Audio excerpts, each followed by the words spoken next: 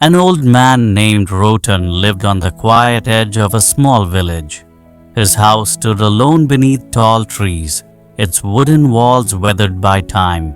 When he walked across the floor, the boards sighed softly beneath his steps. The curtains by the window were faded and thin, letting in gentle rays of morning light. He liked them that way, simple and honest, like the rest of his life. Rotan tended a small garden behind his house, where weeds grew wild among a few stubborn flowers that still bloomed.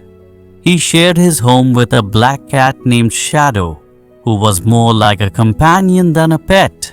Wherever Rotan went, whether he was sweeping the porch, chopping wood, or sitting by the fire, Shadow followed quietly, his tail swaying like a slow metronome.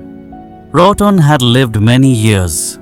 His family was gone, his savings small, but he never complained. People often said, "That old man must be made of peace." He would just smile and reply, "When you stop reaching for more, your hands stay open enough to hold joy." One chilly autumn morning, golden leaves covered the path to his door.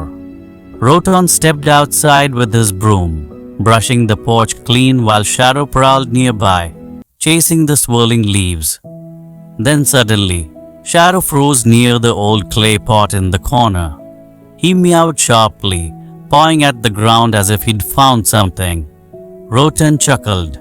"What is it, Shadow?" "A mouse hiding under there," he asked, walking over.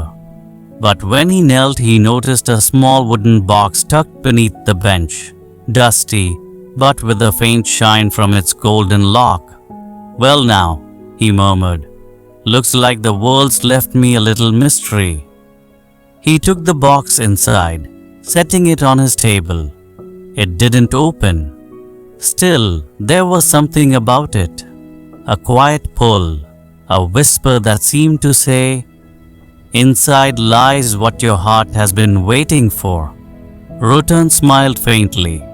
"I've lived too long to wait for anything," he muttered. But his eyes stayed on the box. Every morning he tried to open it. Every night he put it back on the shelf beside the fire. Shadow often jumped up and sat beside it, tail curling around his paws as if guarding it. The box stayed locked. "Some things take time," Rotan would say with a grin, "just like old bones in winter." Then one calm evening, as the fire crackled low, he reached for the box again. This time it clicked open in his hands. Slowly he lifted the lid, only to find nothing inside. No gold, no letter, not even a trace of dust. Rotan sat still for a long time.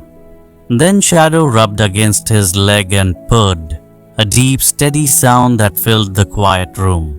The old man smiled and began to laugh, not loudly, but softly, from somewhere deep inside. All this while, he whispered, "I thought this box might give me something I'd lost, but it only came to remind me I never lost anything worth keeping." He poured himself a cup of tea, sat back in his old chair, and watched the fire dance. Shadow curled up by his feet, the box resting quietly on the table beside him. Outside, the wind carried the last of the autumn leaves across the porch. The box was empty, but Rotan's heart was full. Sometimes, he thought, the world gives us nothing, just so we remember how much we already have.